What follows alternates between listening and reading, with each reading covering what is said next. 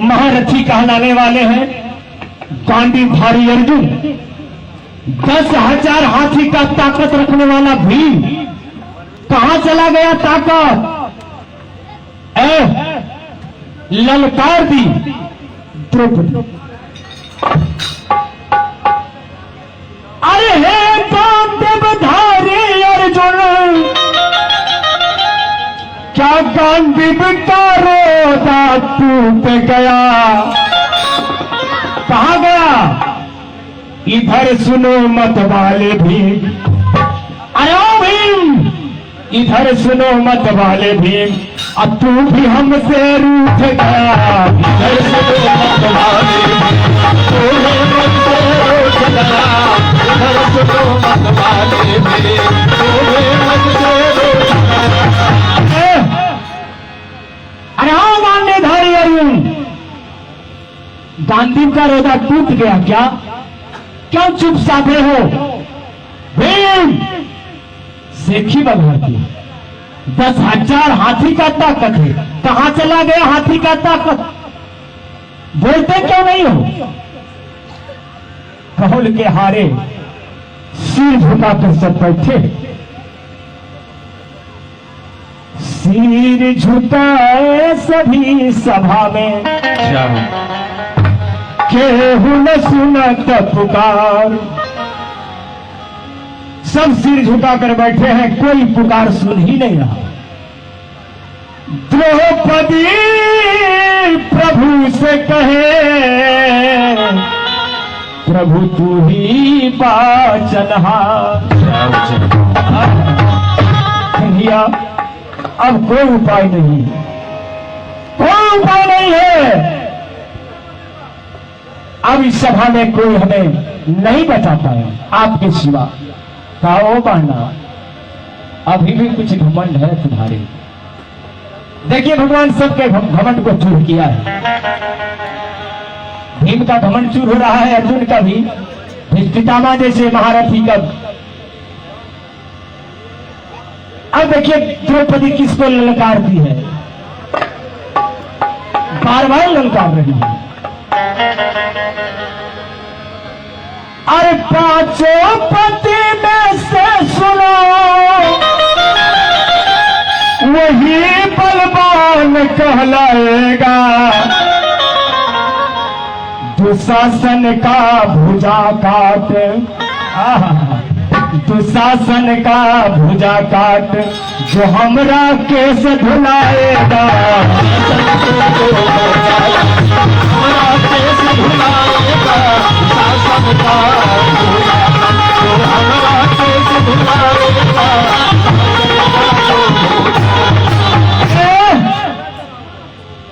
द्रौपदी ने ललकार दी ना, तो 4 तो चुप साधे। भीम को नहीं रहा गया, तलिया ठोक कर खड़ा हो गया और कहा, द्रौपदी, द्रौपदी क्यों चिंता कर रही है? ले वो पर तक क्या करता हूं? अरे ले प्रतिज्ञा मैं करता हूं, किसको मार गिराऊंगा, जब तक बदला मैं ना ले लूं। जब तक बदला मैं ना ले लूं, तब तक आराम। जब तक बदला मैं ना ले लूं, जब तक बदला मैं ना ले लूं।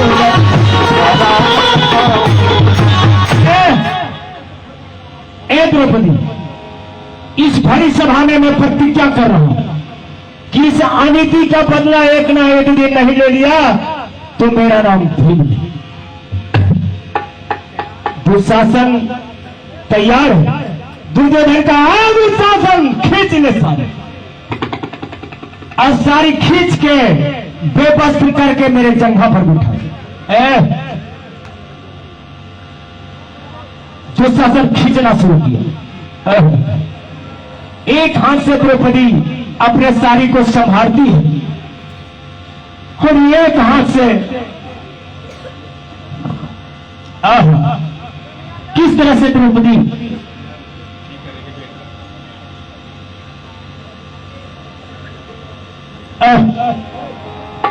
एक हाथ से अपने साड़ी को संभाल रही है और एक हाथ से कन्हैया को पुकारे, कन्हैया, हाँ कन्हैया, हाँ न कन्हैया, लाज बचा दो न कन्हैया। द्रौपदी लगी करे कि जसोदा के प्राण प्यारे, बाबा नंद के दुलारे, जसोदा के प्राण प्यारे, बाबा नंद के दुलारे, मोहन लाज रहेगी या तो डूब जाए।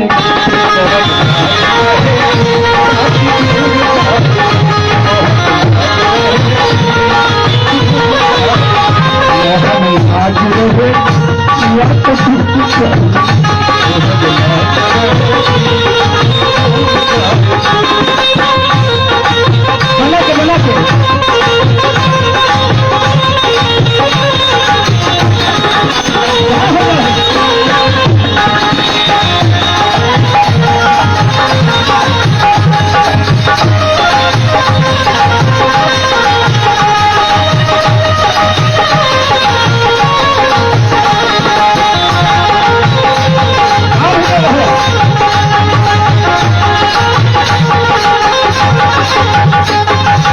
बना के दयालु करुणा के निधान, ईमान के दयालु करुणा के निधान, ईमान के दयालु करुणा के निधान, मोहन लाज रहेगी या तो डूब जाएगी।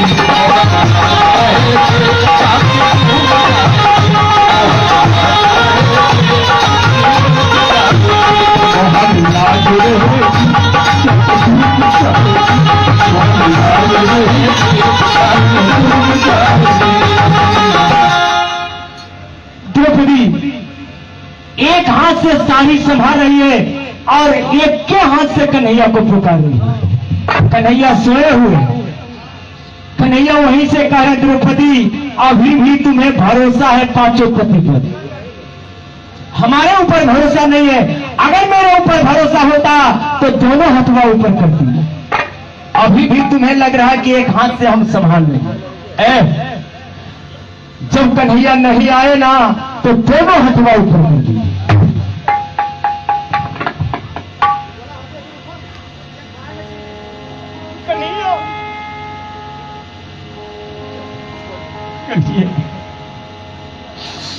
कन्हैया कहां जाकर छुप गए? कन्हैया लाज नहीं बचेगी, कन्हैया नहीं बचेगी।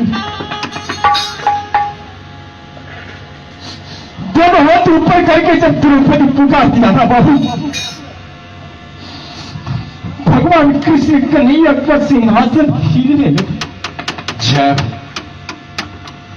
जामवंती लगी काने, सुभद्रा लगी काने कि स्वामी आपका सिंहासन क्यों हिल रहा है? स्वामी सिंहासन क्यों हिल रहा है? स्वामी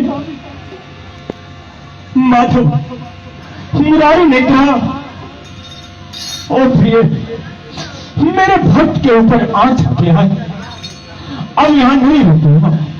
तुरंत कन्हैया दौड़ पड़े और दौड़कर बीच सभा में आए और जिस रंग का द्रौपदी की साड़ी थी ना, उसी रंग का साड़ी बढ़ाना शुरू कर दी गई। कि सारी बीच नारी है कि नारी बीच सारी है, सारी बीच नारी है कि नारी बीच सारी है, सारी बीच नारी है कि नारी बीच सारी है, सारी बीच नारी है कि नारी बीच सारी है, नारी बीच सारी है,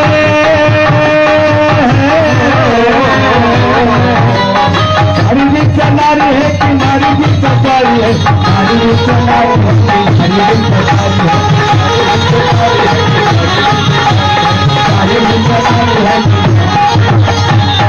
सारी पीछे नारी है कि नारी पीछे सारी है, पता नहीं चलता है।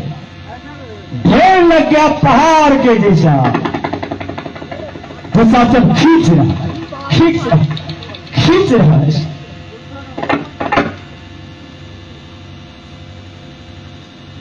अरे खाई चते हार गयो,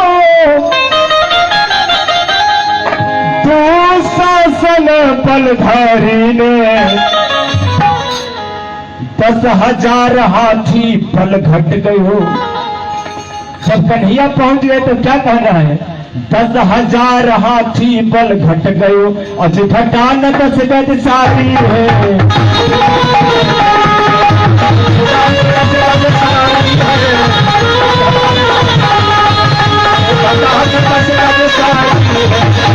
ए, 10,000 हाथी का बल घट गया तो घट गया, लेकिन 10 गज साड़ी नहीं घटा, ढेर लग गया। खैचत गिर गया। खींचते खींचते एक बार कन्हैया इतना कस के ढीला कर दिया ना कि दुशासन 4-5 पर बन गया। ए बाबू, उसी समय भीम जो प्रतिज्ञा किया था, हम प्रसंग से थोड़ा पाछे आ गए थे, अब आइए मूल प्रसंग पर। भीम ने जो प्रतिज्ञा किया, यही प्रतिज्ञा किया और वहां लड़ाई के मैदान में एक के बार 14 भाई को मार दिया। अरे आधे आंसू द्रौपदी की आ गए, उसी समय वाला कि यही दुशासन सारी खींचा था। अरे आधे आंसू द्रौपदी की आ गए, पल का 14 कौरवों को।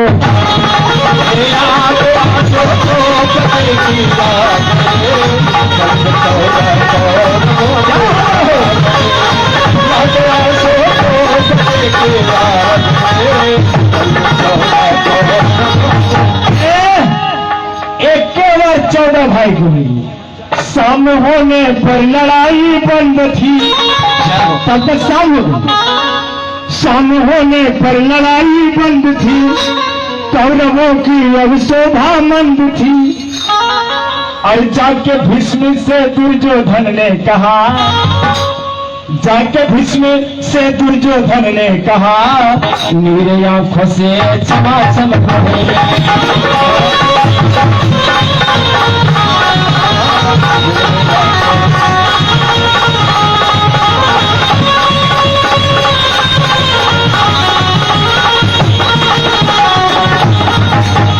शाम होने पर जब लड़ाई बंद हो गई, सारे सेना अपने अपने खेमा पर चल गए। दुर्योधन जाकर दादा भीष्म से कहने लगा, दादा दादा क्या बात है दुर्योधन, किस लिए आए हो? कहा, दादा आप मेरे तरफ से सेनापति हो और अभी तक पांडव के दल से एक चिड़िया तक हाथ नहीं आया और मेरा 14 भाई मर गए, और आप सिर्फ देखते हो। लगता है कि आप भीतर भीतर पांडवे के तरफ से हो, खाली मलाई है।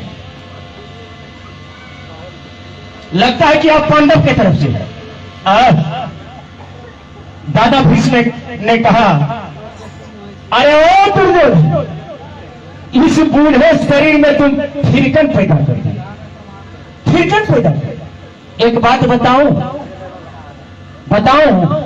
कहा बताओ, बताओ ना दादा। और इतना दोनों में वार्तालाप हो रहा था, और शाम का समय था ही, खेलता खेलता अभिमन्यु चला गया दादा भीष्म के कुटिया की तरफ। दादा जब देखे ना, अभिमन्यु आओ आओ बेटा, आओ मेरे करीब, आओ मेरे करीब आओ। गोद में बैठा लिए और सहलाने लगी, बेटा तुम तो लड़ाई के मैदान में कमाल कर दिया, तुम तो लगता है कि अपने बाप से भी आगे बढ़ जाओगे। बारे बेटा, और अभी कहीं बाप लड़ाई में गया तो बेटवा खिसक जाएगा कि लल्ला झगल्ला थोड़े कुछ होगा।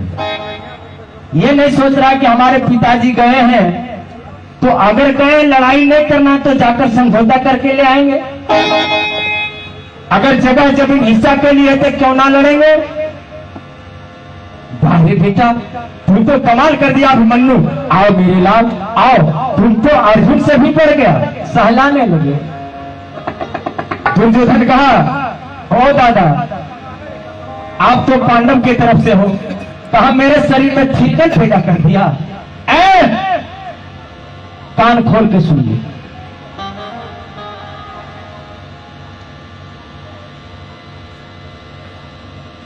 भीष्म पिता ने कह दिया, सुन लो मेरी बात, कल के मैदान होगा मेरे हाथ। कल हम लड़ाई के मैदान में जाएंगे ना, तो कल का मैदान मेरे हाथ होगा। कहा कल का मैदान आपके हाथ होगा तो क्या करोगे? कुछ करोगे क्या? क्या करेंगे जरा कान खोल के सुनिए।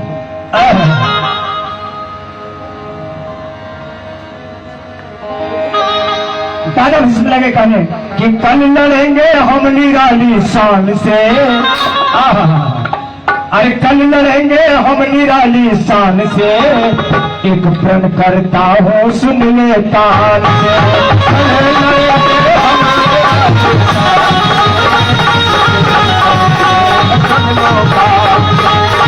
कल लड़ेंगे हम निराली शान से, कल लड़ेंगे हम निराली शान से, एक प्रण करता हूँ सुन ले। कहा कल लड़ेंगे हम निराली शान से, एक प्रण कर रहा हूं कान से सुन ले। कहा कौन प्रण? कल न जाने किसकी बारी आएगी, कल न जाने किसकी बारी आएगी, किसकी गर्दन कल उतारी जाएगी। कल न जाने किसकी बारी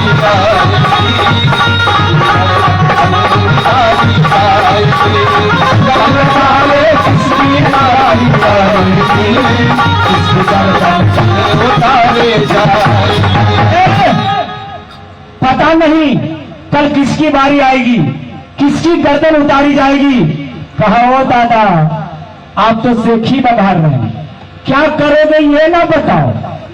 अगर एगो हाथी को मार दोगे तो हमको क्या मिलेगा? मेरा 14 भाई समाप्त हो गया है।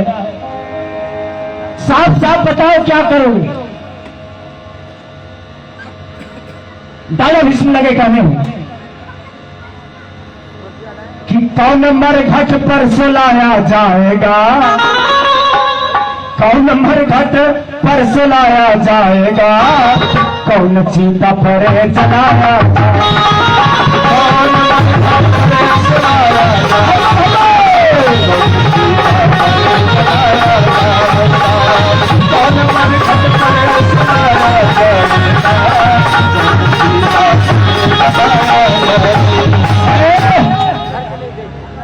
कौन सीता पर जलाया जाएगा, कौन मरघट पर सुलाया जाएगा, बता दूं क्या? कहा हो दादा साफ साफ बता दो ना। पितामह बताने लगे, क्या कहत नहीं, गौर करेंगे बात पर। अरे एक पांडव कल को मारा जाएगा। कहा बस कीजिए, बस समझ गया। मेरा 14 भाई मारे गए और अब एक के पांडव का बयाना ले रहे हो। कहा है दुर्योधन, पहले हम जो बोल रहे हैं सुन लेना कान खोल। क्या बोलो बोलो। अरे एक पांडव कल को मारा जाएगा, आज का बदला कल उतारा जाएगा। एक पांडव कल को मारा जाएगा, आज का बदला कल उतारा जाएगा। एक पांडव कल को मारा जाएगा, आज का बदला कल उतारा जाएगा। एक पांडव को कल हम मार देंगे। कहा बस करो बस करो बस करो बस करो, हो गया समझ गए। मेरा 14 भाई मारा गया और आप एक पांडव का बयाना ले रहे हो। वाह कितना बलवान हुआ। कहा दुर्योधन आओ आओ मेरे आओ, करीब जब आया ना। कहा दुर्योधन तुम कितने भाई हो? कहा हम 100 भाई हैं। कहा पांडव बल 5। कहा तो तुम्हारा के भाई पर क्या वो पड़ा? बल 20 पंच 100, 20 भाई पर एगो।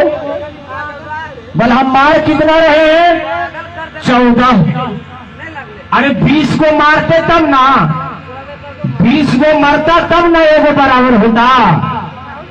अब तुम्हारा मरा 14 और अभी एक को मार रहे हैं, अभी तो पांडव बेसी है ना। एक पांडव 20 भाई पर है, अगर एक पांडव को हम मार रहे हैं तो इधर 20 भाई को मरना चाहिए, तब बराबर होगा।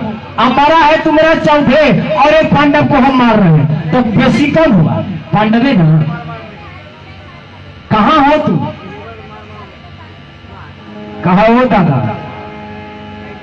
ये तो बड़ा गड़बड़ हो गया। आप जानते हो कि नहीं? बल क्या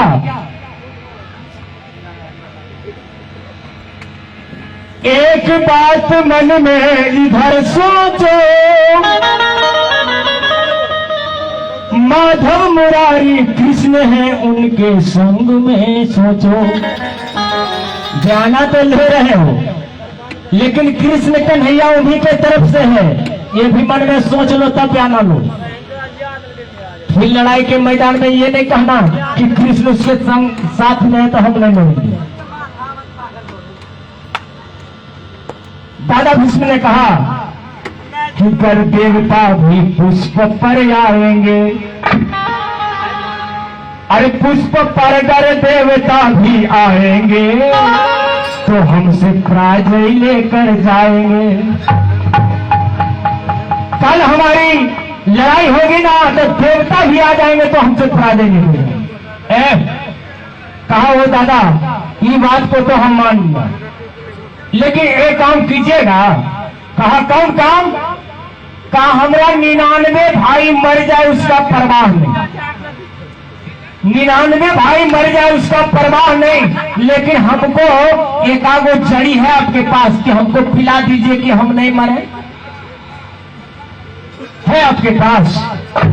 दादा भीष्म ने कहा हाँ ये भी जड़ी मेरे पास है। कहा तो वही वाला जड़िया हमको पिला दीजिए।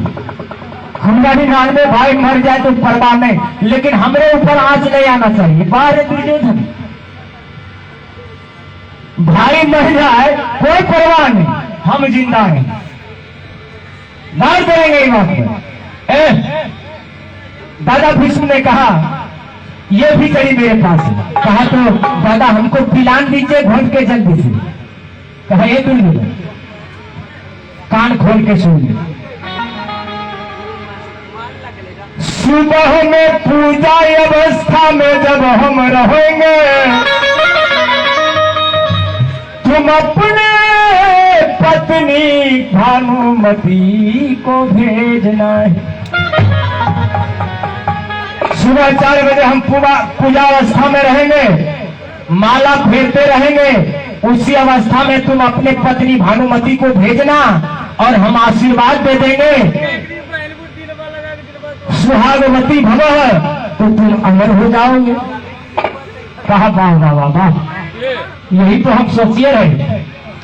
और इतना जो बाबा बोल रहे थे ना, सब बतवा को अभिमन्यु सुन लिया, सब बतवा को अभिमन्यु सुन लिया और वहां से निकला और जा करके अपने चाचा धर्मराज से कहा चाचा चाचा चाचा